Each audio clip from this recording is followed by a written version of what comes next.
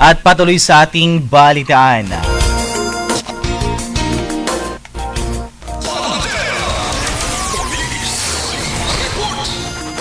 Arestado ang isang 39 anyos na lalaki matapos mahulihan ng hinihilang shabu sa isinagawang joint buy-bus operation ng mga otoridad madaling araw nitong Marso 16, 2026 sa Barangay Poblacion 6, Cotabato City at kinilala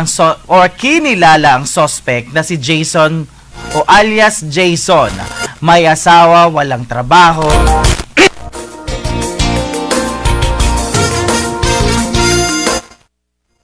at residente ng Barangay Limbu, Sultan Kudarat, Maguindanao.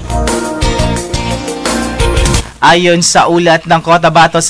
Police Station 1, bandang alas 12:20 ng madaling araw, isinagawa ng operatiba ng PNP Drug Enforcement Group Special Operation Unit ng BAR sa pangunguna ni Police Lieutenant Joey De La Cruz kasama mga tauhan ng Police Station 1, PDEA BARM, IMEG at REU ang buy-bus operation sa N4 Pension House sa naturang barangay. Sa operasyon, nakumpiska mula sa suspect ang dalawang heat-sealed plastic sachet na naglalaman ng puting crystalline na hinihinalaang shabu na tinatayang may bigat na 0.10 gramo na may standard drug price na 68,000. Bukod dito, na-recover din ng mga otoridad ang iba pang ebidensya tulad ng isang tunay na 1,000 bill na ginamit bilang buy-bus money na nakapatong sa 53 piraso ng photocopy ng 1,000 bill o boodle money.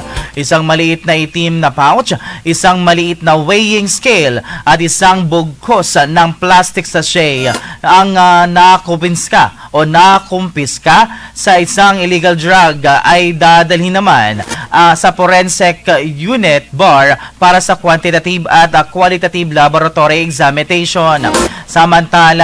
Pansamantalang nakadetain ang suspect sa Police Station 1 ng Cotabato City Police Office habang hinahanda ang kasong paglabag sa Republic Act 9165 o ang Comprehensive Dangerous Drugs Act of 2002.